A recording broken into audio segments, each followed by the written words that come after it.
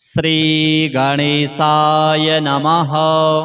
अथ श्री त्रैलोक्यविजयं मा काली कवचम्।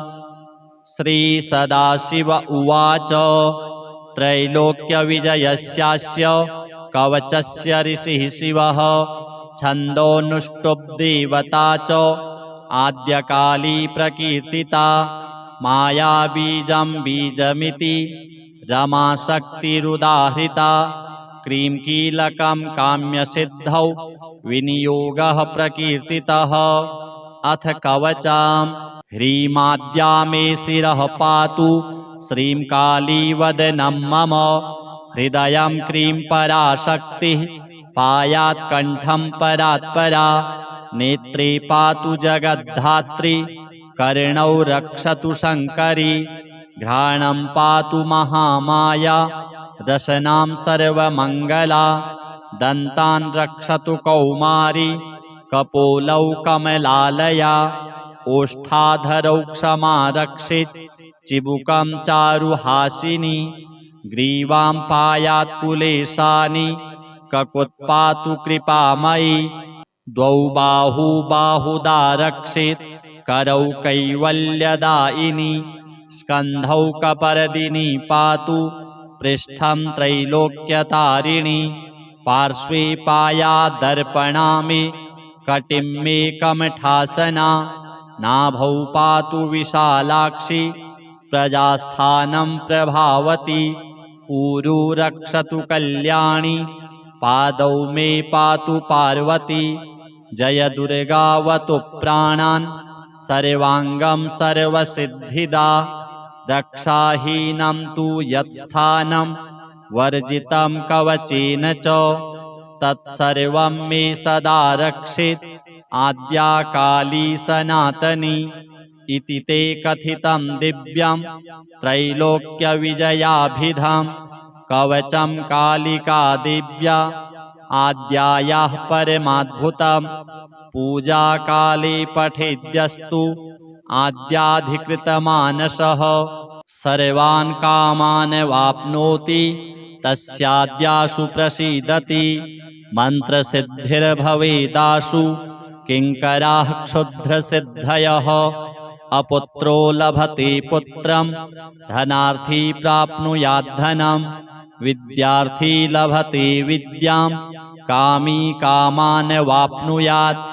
सहस्रावृत्तपाठेन वर्मणोऽस्य पुरस्क्रिया। पुरश्चरणसम्पन्नं यथोक्तफलदं भवेत्। चन्दनागरुकस्तूरी कुङ्कुमैः रक्तचन्दनैः भूर्जे विलिख्य गुटिकां स्वर्णस्थां धारयेद्यदि। शिखायां दक्षिणे बाहौ कण्ठे वा साधकः कटौ तस्याद्या कालिकावश्या वाञ्छितार्थं प्रयच्छति। न कुत्रापि भयं तस्य सर्वत्र विजयी कविः।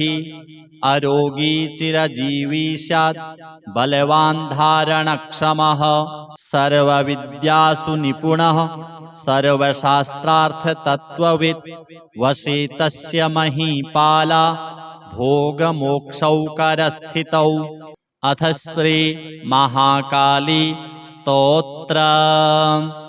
ध्यानम्। शवारूढां महाभीमां घोरदंष्ट्रां वरप्रदां हास्ययुक्तां त्रिनेत्रां च कपालकर्त्रिकाकरां। मुक्तकेशीं ललज्जिह्वां पिबन्तीं रुधिरं मुहुः। चतुर्बाहुयुतां देवीं वराभयकरां स्मरेत्। शवारूढां महाभीमां घोरदंष्ट्रां हसन्मुखीं। चतुर्भुजां खड्गमुण्ड वराभयकरां शिवां। मुण्डमालाधरां देवीं ललज्जिह्वां दिगम्बराम्। एवं सञ्चिन्तयेत् कालीं श्मशानालयवासिनीम्। अथ स्तोत्रम्।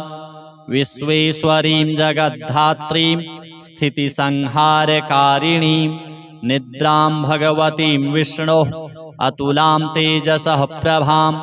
त्वं स्वाहा त्वं स्वधा त्वं हि वषट्कारः स्वरात्मिका सुधा त्वमक्षरे नित्ये त्रिधा मात्रात्मिका स्थिता अर्धमात्रा स्थिता नित्या यानुच्चार्या विशेषतः त्वमेव सन्ध्या सावित्री त्वं देवी जननी परा त्वयैतद्धार्यते विश्वं त्वयैतत्सृज्यते जगत् त्वयैतत्पाल्यते देवी त्वमत्स्यन्ते च सर्वदा विसृष्टौ सृष्टिरूपा त्वं स्थितिरूपा च पालने तथा संहृतिरूपान्ते जगतोऽस्य जगन्मये महाविद्या महामाया महामेधा महास्मृतिः महामोहा च भवति महादेवी महेश्वरी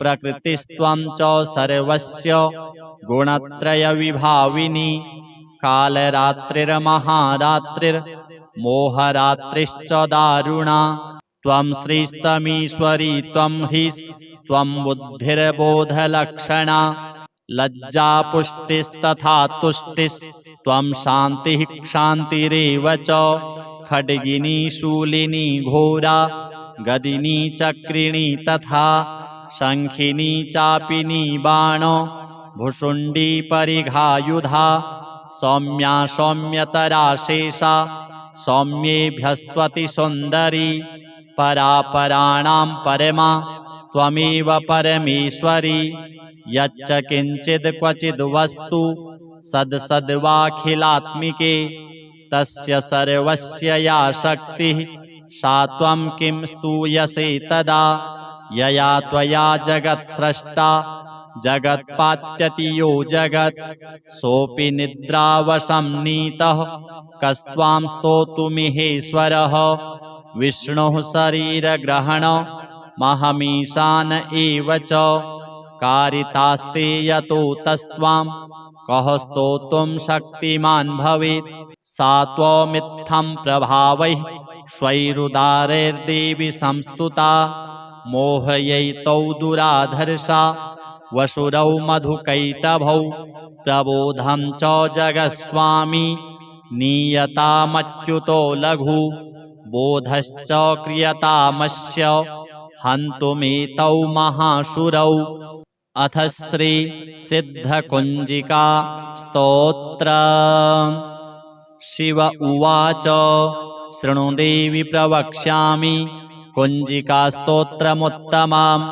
येन मन्त्रप्रभावेण चण्डीजापः शुभो भवेत् न कवचं नार्गलास्तोत्रं कीलकं न रहस्यकं न सूक्तं नापि ध्यानं च न न्यासो न च वार्चनं कुञ्जिकापाठमात्रेण दुर्गापाठफलं लभेत् अतिगुह्यतरं देवी देवानामपि दुर्लभं गोपनीयं प्रयत्नेन स्वयोनिरिव पार्वती मारणं मोहनं वश्यं स्तम्भनोच्चाटनादिकं पाठमात्रेण संसिद्ध्येत् कुञ्जिकास्तोत्रमुत्तमम् अथ मन्त्रः ॐ ऐं ह्रीं क्लीं चामुण्डायै विच्चे ॐ ग्लौं हूं क्लीं जूं सः ज्वालय ज्वालय ज्वल ज्वल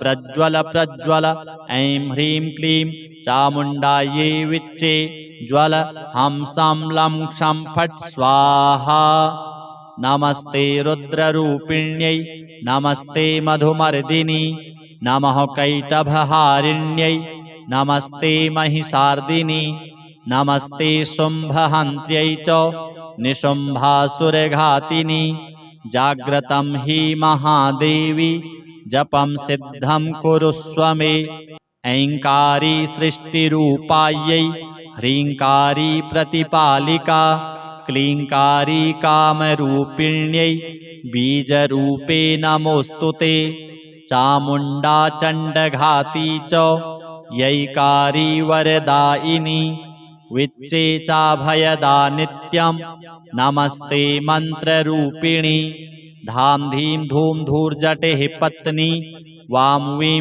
ऊं वागधीश्वरी क्रां क्रीं क्रूं कुञ्जिका देवी शां शीं शूं मे शुभं कुरु हुं हुं हुङ्काररूपिण्यै जं जं जं जम्भनादिनी भ्रां भ्रीं भ्रूं भैरवी भद्रे भवान्यै ते नमो नमः अं कं चं तं तं पं यं शं वीं दूं ऐं वीं हं शं धिजाग्रं त्रोटय त्रोटय दीप्तं कुरु कुरु स्वाहा पां पीं पूं पार्वती पूर्णा खां खीं खूं खेचरी तथा सां शीं शूं सप्तसती देव्या मन्त्रसिद्धिं कुरुष्व मे इदं तु कुञ्जिकास्तोत्रं मन्त्रजागर्ति हेतवे अभक्तेनैव दातव्यं गोपितं रक्ष पार्वती यस्तु कुञ्जिकया देवी हीनां सप्तशतीं पठेत् न तस्य जायते सिद्धिः अरण्ये रोदनं यथा श्रीजगदम्बार्पणमस्तु।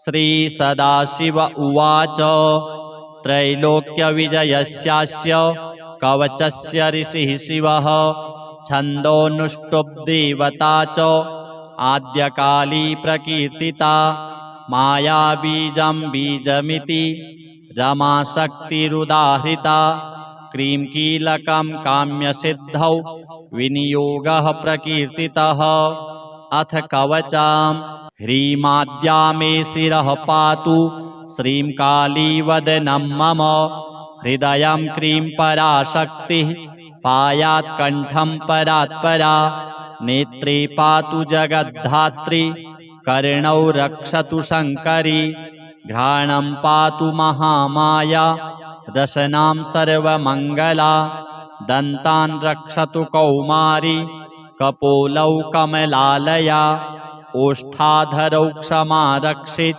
चिबुकं चारुहासिनी ग्रीवां पायात् कुलेशानि ककुत्पातु कृपामयी द्वौ बाहू बाहुदा रक्षित करौ कैवल्यदायिनी स्कन्धौ कपर्दिनी पातु पृष्ठं त्रैलोक्यतारिणी पार्श्वे पायादर्पणा मे कटिं मे कमठासना नाभौ पातु विशालाक्षी प्रजास्थानं प्रभावती ऊरू रक्षतु कल्याणी पादौ मे पातु पार्वती जय दुर्गावतु प्राणान् सर्वाङ्गं सर्वसिद्धिदा रक्षाहीनं तु यत्स्थानं वर्जितं कवचेन च तत्सर्वं मे सदा रक्षित आद्या काली सनातनी इति ते कथितं दिव्यं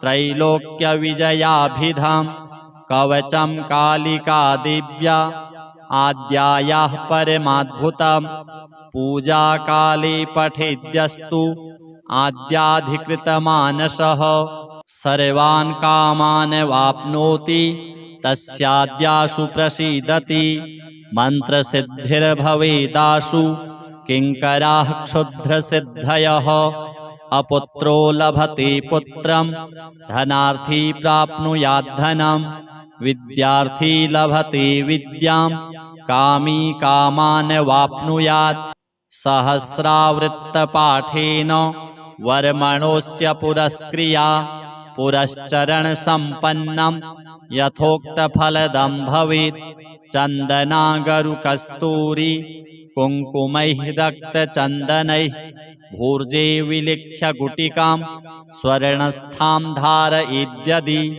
शिखायां दक्षिणे बाहौ कण्ठे वा साधकः कटौ तस्याद्या कालिकावश्या वाञ्छितार्थं प्रयच्छति न कुत्रापि भयं तस्य सर्वत्र विजयी कविः अरोगी चिरजीवी स्यात् बलवान् धारणक्षमः सर्वविद्यासु निपुणः सर्वशास्त्रार्थतत्त्ववित् वशे तस्य महीपाला भोगमोक्षौ करस्थितौ अथ श्री महाकाली स्तोत्र ध्यान शवारूढां महाभीमां घोरदंष्ट्रां वरप्रदां हास्ययुक्तां त्रिनेत्रां च कपालकर्त्रिकाकरां मुक्तकेशीं ललज्जिह्वां पिबन्तीं रुधिरं मुहुः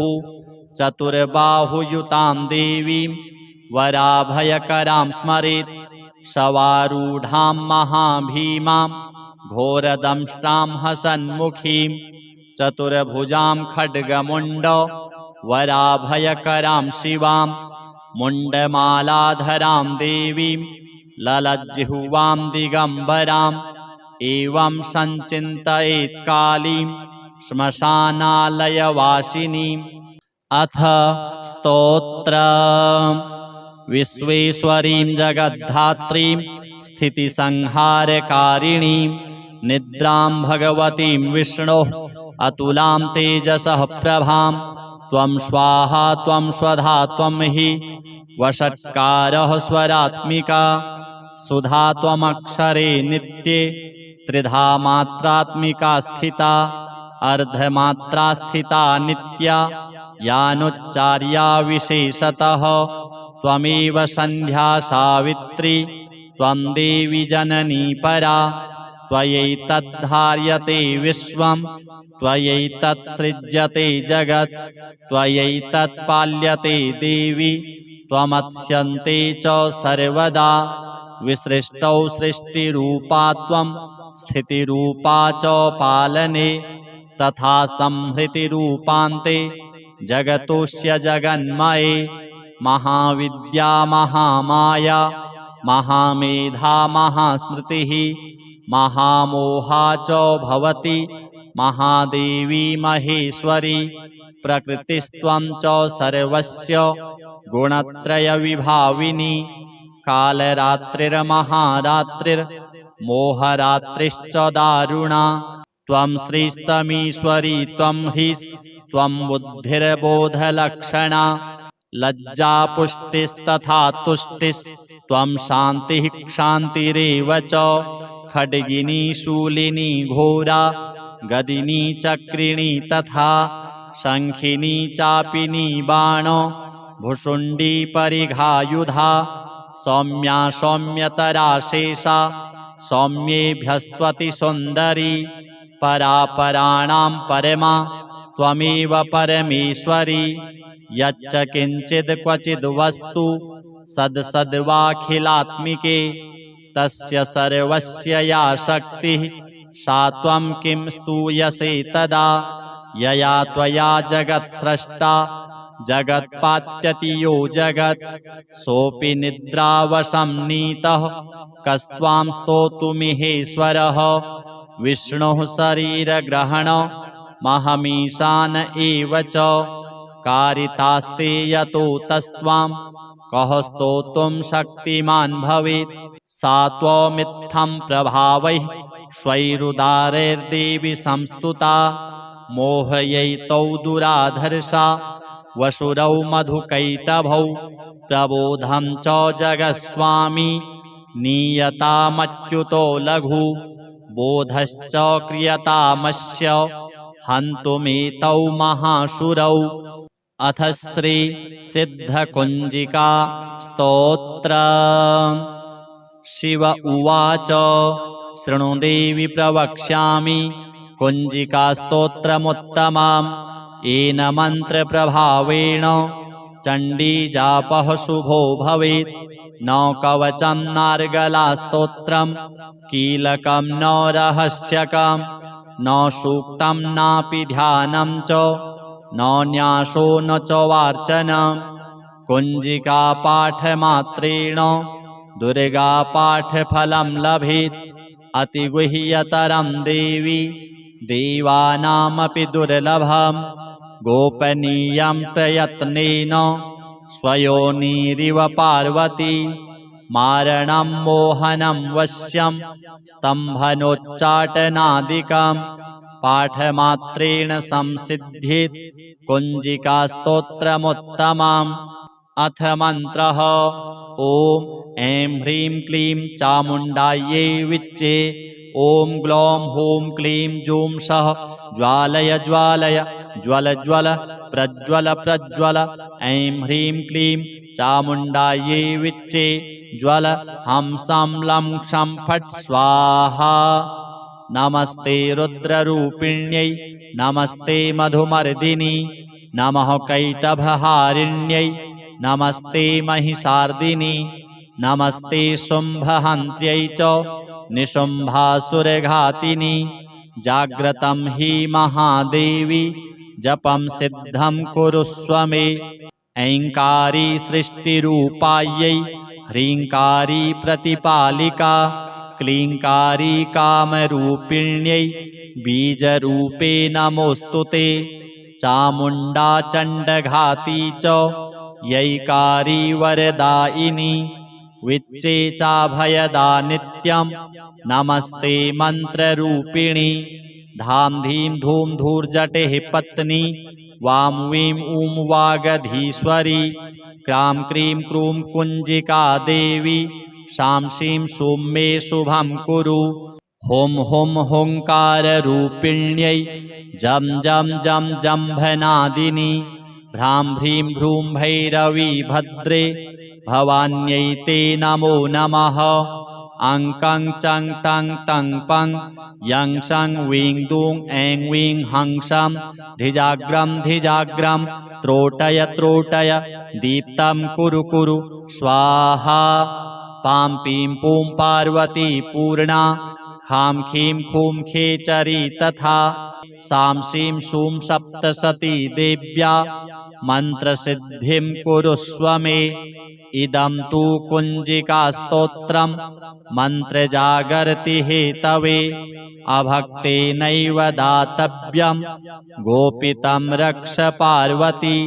यस्तु कुञ्जिकया देवी हीनां सप्तशतीं पठेत् न तस्य जायते सिद्धिः अरण्ये रोदनं यथा। श्रीजगदम्बार्पणमस्तु। श्रीसदाशिव उवाच त्रैलोक्यविजयस्यास्य कवचस्य ऋषिः शिवः छन्दोऽनुष्टुप्देवता च आद्यकाली प्रकीर्तिता। मायाबीजं बीजमिति रमाशक्तिरुदाहृता क्रीं कीलकं काम्यसिद्धौ विनियोगः प्रकीर्तितः। अथ कवचां ह्रीमाद्या मे शिरः पातु श्रीं काली वदनं मम। हृदयं क्रीं पराशक्तिः पायात् कण्ठं परात्परा। नेत्रे पातु जगद्धात्री कर्णौ रक्षतु शङ्करी। घ्राणं पातु महामाया रसनां सर्वमङ्गला। दन्तान् रक्षतु कौमारी कपोलौ कमलालया। ओष्ठाधरौ क्षमा रक्षेत् चिबुकं चारुहासिनी। ग्रीवां पायात् कुलेशानि ककुत्पातु कृपामयी। द्वौ बाहू बाहुदा रक्षेत् करौ कैवल्यदायिनी। स्कन्धौ कपर्दिनी पातु पृष्ठं त्रैलोक्यतारिणी। पार्श्वे पायादर्पणा मे कटिं मे कमठासना। नाभौ पातु विशालाक्षी प्रजास्थानं प्रभावती। ऊरू रक्षतु कल्याणी पादौ मे पातु पार्वती। जय दुर्गावतु प्राणान् सर्वाङ्गं सर्वसिद्धिदा। रक्षाहीनं तु यत्स्थानं वर्जितं कवचेन च तत्सर्वं मे सदा रक्षेत् आद्या काली सनातनी। इति ते कथितं दिव्यं त्रैलोक्यविजयाभिधं कवचं कालिका दिव्या आद्यायाः परमाद्भुतं।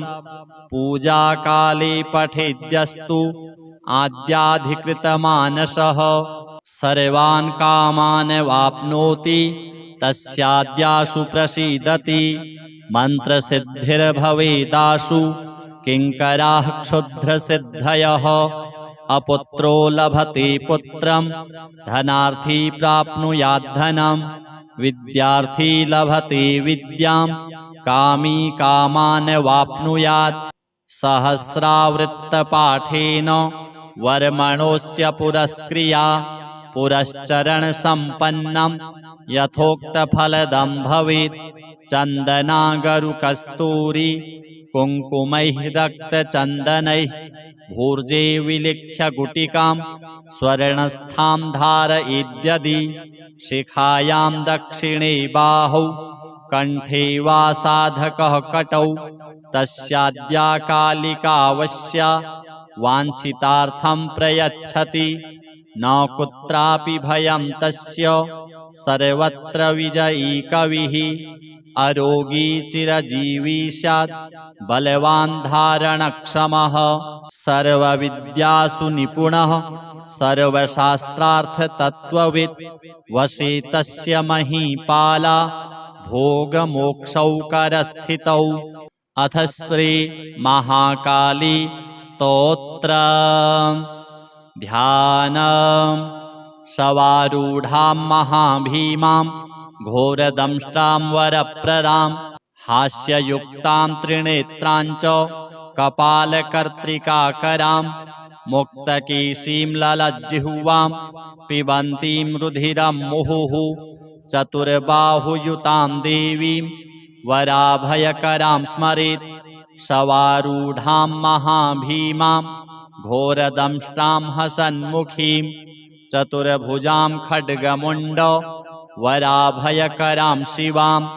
मुण्डमालाधरां देवीं ललज्जिह्वां दिगम्बराम् एवं सञ्चिन्तयेत् कालीं श्मशानालयवासिनीम् अथ स्तोत्रम् विश्वेश्वरीं जगद्धात्रीं स्थितिसंहारकारिणीं निद्रां भगवतीं विष्णोः अतुलां तेजसः प्रभां त्वं स्वाहा त्वं स्वधा त्वं हि वषट्कारः स्वरात्मिका सुधा त्वमक्षरे नित्ये त्रिधा मात्रात्मिका स्थिता अर्धमात्रा स्थिता नित्या यानुच्चार्या विशेषतः त्वमेव सन्ध्या सावित्री त्वं देवी जननी परा त्वयैतद्धार्यते विश्वं त्वयैतत्सृज्यते जगत् त्वयैतत्पाल्यते देवी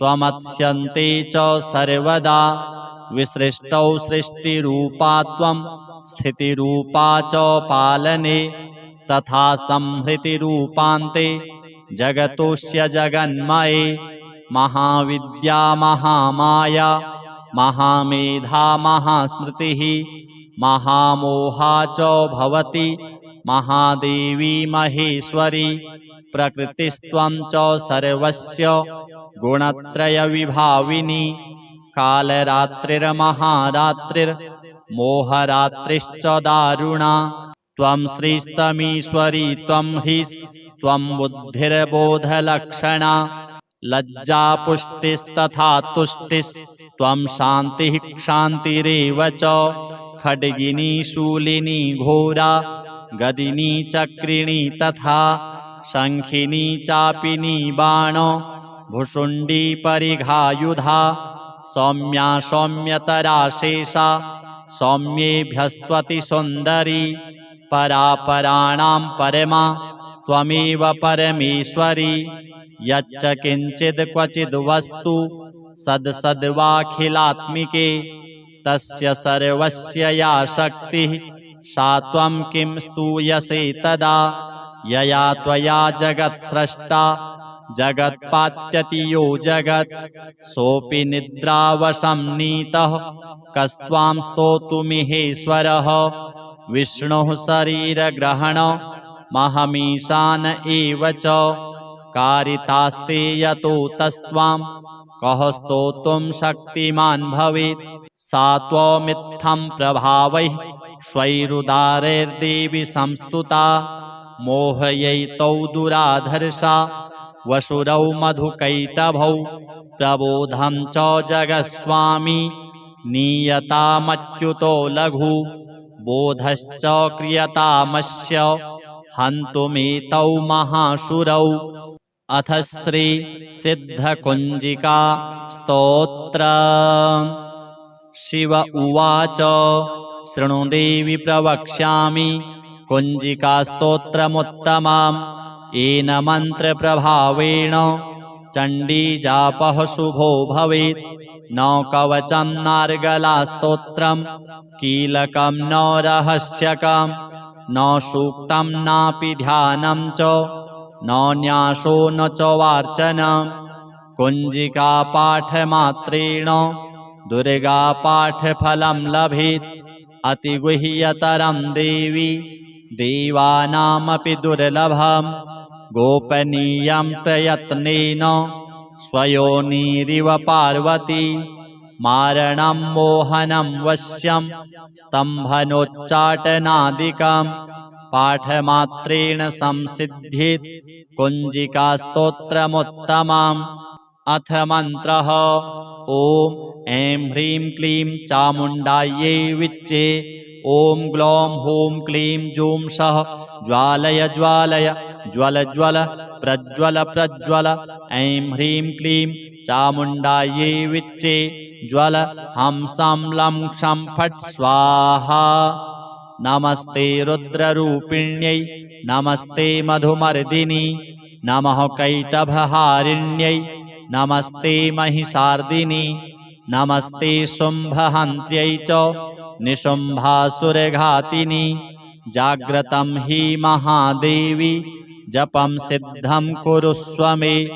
ऐङ्कारी सृष्टिरूपायै ह्रीङ्कारी प्रतिपालिका क्लीङ्कारी कामरूपिण्यै बीजरूपे नमोऽस्तु ते। चामुण्डा चण्डघाती च यैकारी वरदायिनी विच्चे चाभयदा नित्यं नमस्ते मन्त्ररूपिणी। धां धीं धूं धूर्जटेः पत्नी वां वीं ऊं वागधीश्वरी। क्रां क्रीं क्रूं कुञ्जिका देवी शां शीं शूं मे शुभं कुरु। हुं हुं हुङ्काररूपिण्यै जं जं जं जम्भनादिनी भ्रां भ्रीं भ्रूं भैरवी भद्रे भवान्यै ते नमो नमः। अं कं चं तं तं पं यं शं वीं दूं ऐं वीं हंसं धिजाग्रं धिजाग्रं त्रोटय त्रोटय दीप्तं कुरु कुरु स्वाहा। पां पीं पूं पार्वती पूर्णा खां खीं खूं खेचरी तथा सां शीं शूं सप्तसती देव्या मन्त्रसिद्धिं कुरुष्व मे। इदं तु कुञ्जिकास्तोत्रं मन्त्रजागर्ति हेतवे अभक्तेनैव दातव्यं गोपितं रक्ष पार्वती। यस्तु कुञ्जिकया देवी हीनां सप्तशतीं पठेत् न तस्य जायते सिद्धिः अरण्ये रोदनं यथा। श्रीजगदम्बार्पणमस्तु। श्रीसदाशिव उवाच त्रैलोक्यविजयस्यास्य कवचस्य ऋषिः शिवः छन्दोऽनुष्टुप्देवता च आद्यकाली प्रकीर्तिता। मायाबीजं बीजमिति रमाशक्तिरुदाहृता। क्रीं कीलकं काम्यसिद्धौ विनियोगः प्रकीर्तितः। अथ कवचम्। ह्रीमाद्या मे शिरः पातु श्रीं काली वदनं मम। हृदयं क्रीं पराशक्तिः पायात् कण्ठं परात्परा। नेत्रे पातु जगद्धात्री कर्णौ रक्षतु शङ्करी। घ्राणं पातु महामाया रसनां सर्वमङ्गला। दन्तान् रक्षतु कौमारी कपोलौ कमलालया। ओष्ठाधरौ क्षमा रक्षेत् चिबुकं चारुहासिनी। ग्रीवां पायात् कुलेशानि ककुत्पातु कृपामयी। द्वौ बाहू बाहुदा रक्षेत् करौ कैवल्यदायिनी। स्कन्धौ कपर्दिनी पातु पृष्ठं त्रैलोक्यतारिणी। पार्श्वे पायादर्पणा मे कटिं मे कमठासना नाभौ पातु विशालाक्षी प्रजास्थानं प्रभावती ऊरू रक्षतु कल्याणी पादौ मे पातु पार्वती जय दुर्गावतु प्राणान् सर्वाङ्गं सर्वसिद्धिदा रक्षाहीनं तु यत्स्थानं वर्जितं कवचेन च तत्सर्वं मे सदा रक्षेत् आद्या काली सनातनी इति ते कथितं दिव्यं त्रैलोक्यविजयाभिधां कवचं कालिका दिव्या आद्यायाः परमाद्भुतं पूजा काले पठेद्यस्तु आद्याधिकृतमानसः सर्वान् कामान् वाप्नोति तस्याद्यासु प्रसीदति मन्त्रसिद्धिर्भवेदासु किङ्कराः क्षुद्रसिद्धयः अपुत्रो लभते पुत्रं धनार्थी प्राप्नुयाद्धनं विद्यार्थी लभते विद्यां कामी कामान् वाप्नुयात् सहस्रावृत्तपाठेन वर्मणोऽस्य पुरस्क्रिया पुरश्चरणसम्पन्नं यथोक्तफलदं भवेत् चन्दनागरुकस्तूरी कुङ्कुमैः रक्तचन्दनैः भूर्जे विलिख्य गुटिकां स्वर्णस्थां धारयेद्यदि शिखायां दक्षिणे बाहौ कण्ठे वा साधकः कटौ तस्याद्या कालिकावश्या वाञ्छितार्थं प्रयच्छति न कुत्रापि भयं तस्य सर्वत्र विजयी कविः अरोगी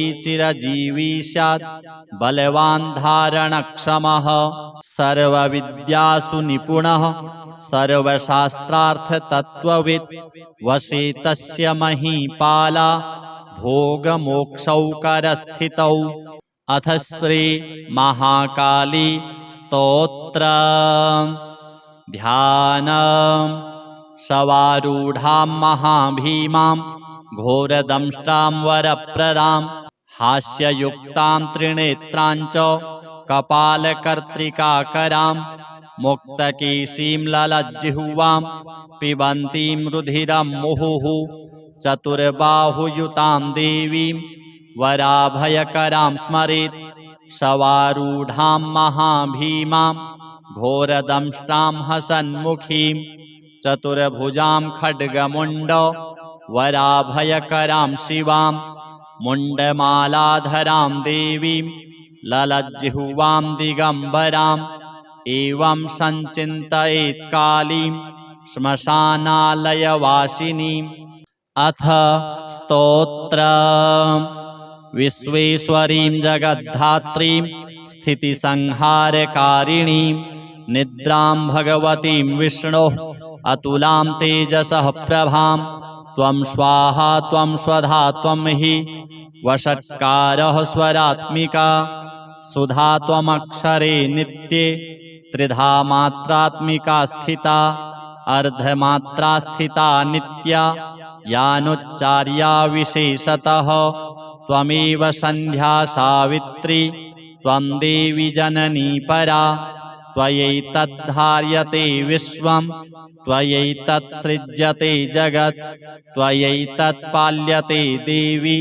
त्वमत्स्यन्ते च सर्वदा विसृष्टौ सृष्टिरूपा त्वं स्थितिरूपा च पालने तथा संहृतिरूपान्ते जगतोऽस्य जगन्मये महाविद्या महामाया महामेधा महास्मृतिः महामोहा च भवति महादेवी महेश्वरी प्रकृतिस्त्वं च सर्वस्य गुणत्रयविभाविनी कालरात्रिर्महारात्रिर्मोहरात्रिश्च दारुणा त्वं श्रीस्तमीश्वरी त्वं ह्रीः त्वं बुद्धिर्बोधलक्षणा लज्जापुष्टिस्तथा तुष्टिस्त्वं शान्तिः क्षान्तिरेव च खड्गिनी शूलिनी घोरा गदिनी चक्रिणी तथा शङ्खिनी चापिनी बाण भुषुण्डी परिघायुधा सौम्या सौम्यतरा शेषा सौम्येभ्यस्त्वति सुन्दरी परापराणां परमा त्वमेव परमेश्वरी यच्च किञ्चिद् क्वचिद् वस्तु सद्सद्वाखिलात्मिके तस्य सर्वस्य या शक्तिः सा त्वं किं स्तूयसे तदा यया त्वया जगत्स्रष्टा जगत्पात्यति यो जगत् सोऽपि निद्रावशं नीतः कस्त्वां स्तोतुमिहेश्वरः विष्णुः शरीरग्रहण महमीशान एव च कारितास्ते यतो तस्त्वां कः स्तोतुं शक्तिमान् भवेत् सा त्वमित्थं प्रभावैः स्वैरुदारैर्देवि संस्तुता मोहयैतौ दुराधर्षा वसुरौ मधुकैटभौ प्रबोधं च जगत्स्वामी नीयतामच्युतो लघु बोधश्च क्रियतामस्य हन्तुमेतौ महासुरौ अथ श्री सिद्धकुञ्जिका स्तोत्र शिव उवाच शृणु देवि प्रवक्ष्यामि कुञ्जिकास्तोत्रमुत्तमम् येन मन्त्रप्रभावेण चण्डीजापः शुभो भवेत् न कवचं नार्गलास्तोत्रं कीलकं न रहस्यकं न सूक्तं नापि ध्यानं च न न्यासो न च वार्चनं कुञ्जिकापाठमात्रेण दुर्गापाठफलं लभेत् अतिगुह्यतरं देवी देवानामपि दुर्लभं गोपनीयं प्रयत्नेन स्वयोनिरिव पार्वती मारणं मोहनं वश्यं स्तम्भनोच्चाटनादिकं पाठमात्रेण संसिद्ध्येत् कुञ्जिकास्तोत्रमुत्तमम् अथ मन्त्रः ॐ ऐं ह्रीं क्लीं चामुण्डायै विच्चे ॐ ग्लौं हूं क्लीं जूं सः ज्वालय ज्वालय ज्वल ज्वल प्रज्वल प्रज्वल ऐं ह्रीं क्लीं चामुण्डायै विच्चे ज्वल हं सं लं क्षं फट् स्वाहा नमस्ते रुद्ररूपिण्यै नमस्ते मधुमर्दिनी नमः कैटभहारिण्यै नमस्ते महिषार्दिनी नमस्ते शुम्भहन्त्यै च निशुम्भासुरघातिनी जाग्रतं हि महादेवी जपं सिद्धं कुरुष्व मे ऐङ्कारी सृष्टिरूपायै ह्रीङ्कारी प्रतिपालिका क्लीङ्कारी कामरूपिण्यै बीजरूपे नमोऽस्तु ते चामुण्डा चण्डघाती च यैकारी वरदायिनी विच्चे चाभयदा नित्यं नमस्ते मन्त्ररूपिणी धाम धीं धूम धूर्जटेः पत्नी वां वीं ऊं वागधीश्वरी क्रां क्रीं क्रूं कुञ्जिका देवी शां शीं शूं मे शुभं कुरु हुं हुं हुङ्काररूपिण्यै जं जं जं जम्भनादिनी भ्रां भ्रीं भ्रूं भैरवी भद्रे भवान्यै ते नमो नमः अङ्कं चं तं तं पं यं शं वीं दूं ऐं वीं हंसं धिजाग्रं धिजाग्रं त्रोटय त्रोटय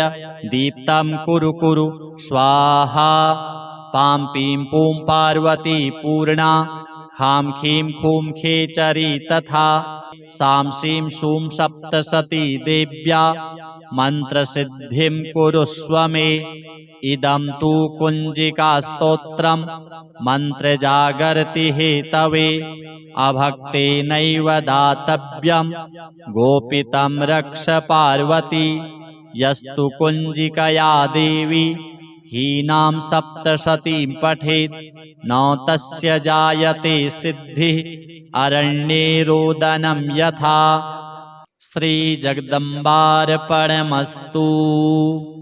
श्रीसदाशिव उवाच त्रैलोक्यविजयस्यास्य कवचस्य ऋषिः शिवः छन्दोऽनुष्टुप् देवता च आद्यकाली प्रकीर्तिता मायाबीजं बीजमिति रमाशक्तिरुदाहृता क्रीं कीलकं काम्यसिद्धौ विनियोगः प्रकीर्तितः अथ कवचां ह्रीमाद्या मे शिरः पातु श्रीं काली वदनं मम हृदयं क्रीं पराशक्तिः पायात् कण्ठं परात्परा नेत्रे पातु जगद्धात्री कर्णौ रक्षतु शङ्करी घ्राणं पातु महामाया रसनां सर्वमङ्गला दन्तान् रक्षतु कौमारी कपोलौ कमलालया ओष्ठाधरौ क्षमा रक्षित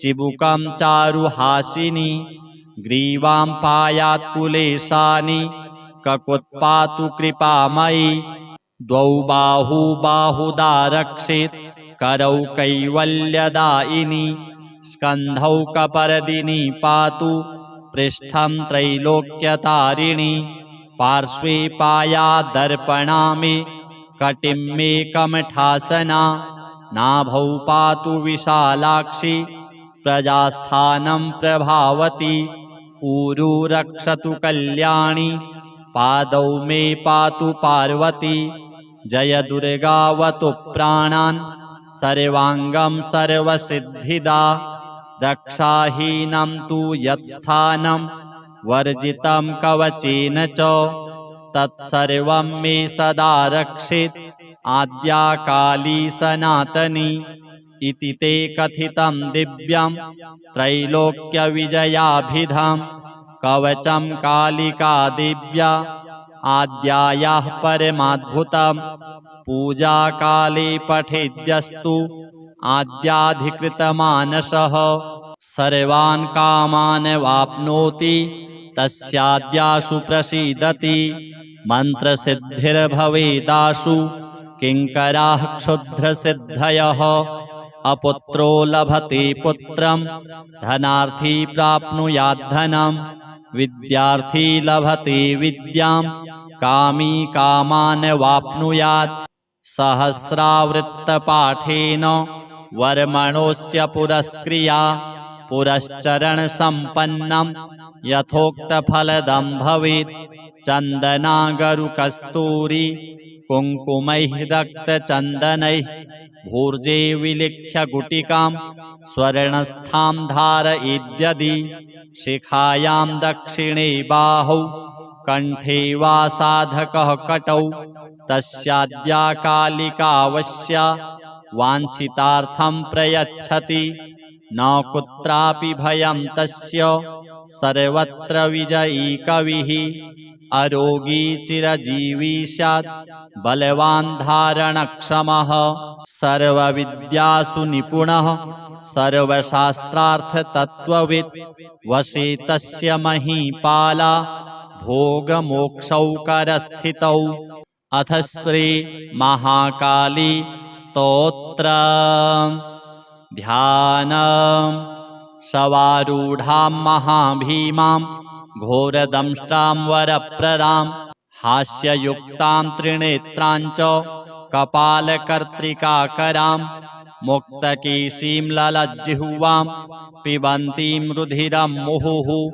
चतुर्बाहुयुतां देवीं वराभयकरां स्मरेत् शवारूढां महाभीमां घोरदंष्ट्रां हसन्मुखीं चतुर्भुजां खड्गमुण्ड वराभयकरां शिवां मुण्डमालाधरां देवीं ललज्जिह्वां दिगम्बराम् एवं सञ्चिन्तयेत् कालीं श्मशानालयवासिनीम् अथ स्तोत्रम् विश्वेश्वरीं जगद्धात्रीं स्थितिसंहारकारिणीं निद्रां भगवतीं विष्णोः अतुलां तेजसः प्रभां त्वं स्वाहा त्वं स्वधा त्वं हि वषट्कारः स्वरात्मिका सुधा त्वमक्षरे नित्ये त्रिधा मात्रात्मिका स्थिता अर्धमात्रा स्थिता नित्या यानुच्चार्या विशेषतः त्वमेव सन्ध्या सावित्री त्वं देवी जननी परा त्वयैतद्धार्यते विश्वं त्वयैतत्सृज्यते जगत् त्वयैतत्पाल्यते देवी त्वमत्स्यन्ते च सर्वदा विसृष्टौ सृष्टिरूपा त्वं स्थितिरूपा च पालने तथा संहृतिरूपान्ते जगतोऽस्य जगन्मये महाविद्या महामाया महामेधा महास्मृतिः महामोहा च भवति महादेवी महेश्वरी प्रकृतिस्त्वं च सर्वस्य गुणत्रयविभाविनी कालरात्रिर्महारात्रिर्मोहरात्रिश्च दारुणा त्वं श्रीस्तमीश्वरी त्वं ह्रीस्त्वं बुद्धिर्बोधलक्षणा लज्जा पुष्टिस्तथा तुष्टिस्त्वं शान्तिः क्षान्तिरेव च खड्गिनी शूलिनी घोरा गदिनी चक्रिणी तथा शङ्खिनी चापिनी बाण भुषुण्डी परिघायुधा सौम्या सौम्यतरा शेषा सौम्येभ्यस्त्वति सुन्दरी परापराणां परमा त्वमेव परमेश्वरी यच्च किञ्चित् क्वचिद् वस्तु सद्सद्वाखिलात्मिके तस्य सर्वस्य या शक्तिः सा त्वं किं स्तूयसे तदा यया त्वया जगत्स्रष्टा जगत्पात्यति यो जगत् सोऽपि निद्रावशं नीतः कस्त्वां स्तोतुमिहेश्वरः विष्णुः शरीरग्रहण महमीशान एव च कारितास्ते यतो तस्त्वां कः स्तोतुं शक्तिमान् भवेत् सा त्वमित्थं प्रभावैः स्वैरुदारैर्देवि संस्तुता मोहयैतौ दुराधर्षा वसुरौ मधुकैटभौ प्रबोधं च जगत्स्वामी नीयतामच्युतो लघु बोधश्च क्रियतामस्य हन्तुमेतौ महाशुरौ अथ श्री सिद्धकुञ्जिका स्तोत्र शिव उवाच शृणु देवि प्रवक्ष्यामि कुञ्जिकास्तोत्रमुत्तमम् येन मन्त्रप्रभावेण चण्डीजापः शुभो भवेत् न कवचं नार्गलास्तोत्रं कीलकं न रहस्यकं न सूक्तं नापि ध्यानं च न न्यासो न च वार्चनं कुञ्जिकापाठमात्रेण दुर्गापाठफलं लभेत् अतिगुह्यतरं देवी देवानामपि दुर्लभं गोपनीयं प्रयत्नेन स्वयोनिरिव पार्वती मारणं मोहनं वश्यं स्तम्भनोच्चाटनादिकं पाठमात्रेण संसिद्ध्येत् कुञ्जिकास्तोत्रमुत्तमम् अथ मन्त्रः ॐ ऐं ह्रीं क्लीं चामुण्डायै विच्चे ॐ ग्लौं हूं क्लीं जूं सः ज्वालय ज्वालय ज्वल ज्वल प्रज्वल प्रज्वल ऐं ह्रीं क्लीं चामुण्डायै विच्चे ज्वल हं सं लं क्षं फट् स्वाहा नमस्ते रुद्ररूपिण्यै नमस्ते मधुमर्दिनी नमः कैटभहारिण्यै नमस्ते महिषार्दिनी नमस्ते शुम्भहन्त्यै च निशुम्भासुरघातिनी जाग्रतं हि महादेवी जपं सिद्धं कुरुष्व मे ऐङ्कारी सृष्टिरूपायै ह्रीङ्कारी प्रतिपालिका क्लीङ्कारी कामरूपिण्यै बीजरूपे नमोऽस्तु ते चामुण्डा चण्डघाती च यैकारी वरदायिनी विच्चे चाभयदा नित्यं नमस्ते मन्त्ररूपिणी धाम धीं धूम धूर्जटेः पत्नी वां वीं ऊं वागधीश्वरी क्रां क्रीं क्रूं कुञ्जिका देवी शां शीं शूं मे शुभं कुरु हुं हुं हुङ्काररूपिण्यै जं जं जं जम्भनादिनी भ्रां ह्रीं भ्रूं भैरवी भद्रे भवान्यै ते नमो नमः अंकं चं तं तं पं यं शं वीं दूं ऐं वीं हं शं धिजाग्रं त्रोटय दीप्तं कुरु स्वाहा पां पीं पूं पार्वती पूर्णा खां खीं खूं खेचरी तथा सां सीं सूं सप्तसती देव्या मन्त्रसिद्धिं कुरुष्व मे। इदं तु कुञ्जिकास्तोत्रं मन्त्रजागर्ति हेतवे अभक्तेनैव दातव्यं गोपितं रक्ष पार्वती। यस्तु कुञ्जिकया देवी हीनां सप्तशतीं पठेत् न तस्य जायते सिद्धिः अरण्ये रोदनं यथा। श्रीजगदम्बार्पणमस्तु।